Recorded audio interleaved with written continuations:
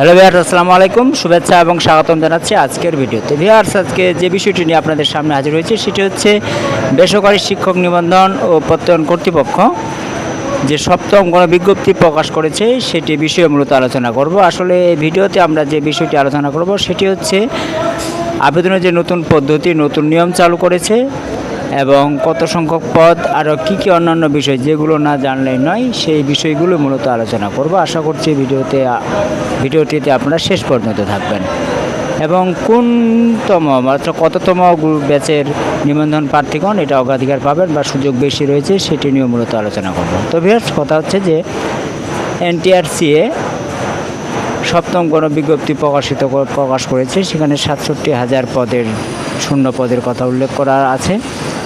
তো এখন কথা হচ্ছে যে এই বিষয়ে আবেদন কারা করতে পারবেন সেটা আলোচনা করার আগে প্রথমে আলোচনা করব যে আসলে এই বিজ্ঞপ্তি অর্থাৎ এই আবেদন কবে থেকে শুরু হবে। অর্থাৎ এটা মূলত আবেদন শুরু হবে 10ই জানুয়ারি থেকে 17ই জানুয়ারি পর্যন্ত। অর্থাৎ 10ই জানুয়ারি আবেদন গ্রহণ শুরু হয়ে 17ই জানুয়ারি পর্যন্ত চলবে।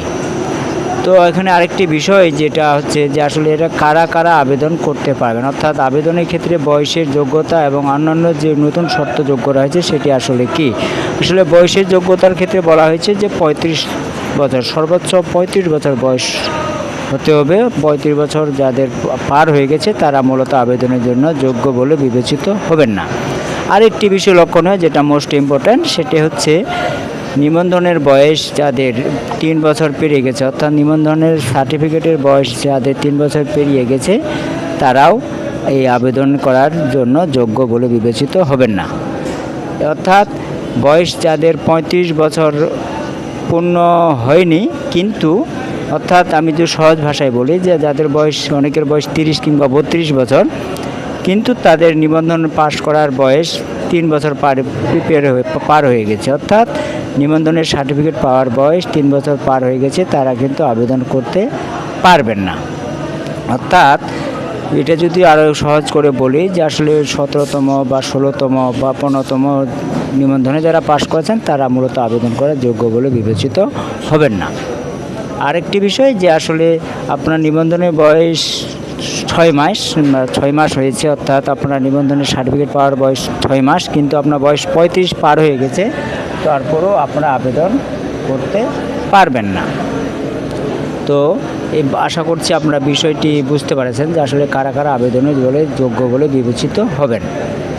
আরেকটি বিষয় যে আসলে যারা ইন্ডেক্সধারী রয়েছেন, অর্থাৎ যারা বর্তমানে অন্য কোনো প্রতিষ্ঠানে, শিক্ষা প্রতিষ্ঠানে চাকরি করতেছেন, তারা সমপর্যায় পদের ক্ষেত্রে নতুন করে আবেদন করতে পারবেন না। অর্থাৎ যারা সহকারী শিক্ষক পদে নিযুক্ত রয়েছেন তারা নতুন করে অন্য কোনো প্রতিষ্ঠানের জন্য একই পদে অর্থাৎ সহকারী শিক্ষক পদের জন্য আবেদন করতে পারবেন না।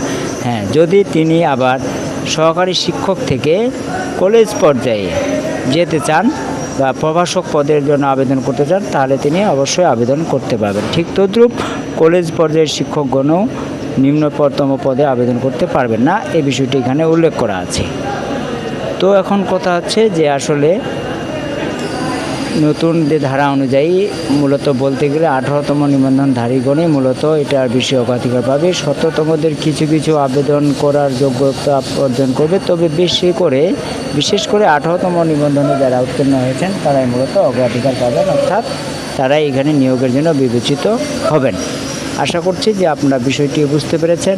আবেদন হবে অনলাইনে এবং আরও অন্যান্য আবেদনের যে অন্যান্য শর্তাবলী তারা এর আগে পূর্বে যারা 5ম কিংবা 6ষ্ঠ গণবিজ্ঞপ্তিতে আবেদন করেছেন তারা ভালোভাবে জানেন যে আবেদনের অন্যান্য শর্তাবলী অপরিবর্তিত রয়েছে। শুধুমাত্র নতুন করে যে 3 বছর মেয়াদি সার্টিফিকেটের কথা উল্লেখ করা আছে এটাই শুধু নতুন সংযোজন করা হয়েছে, যে আসলে যাদের নিউ সার্টিফিকেটের বয়স 3 বছর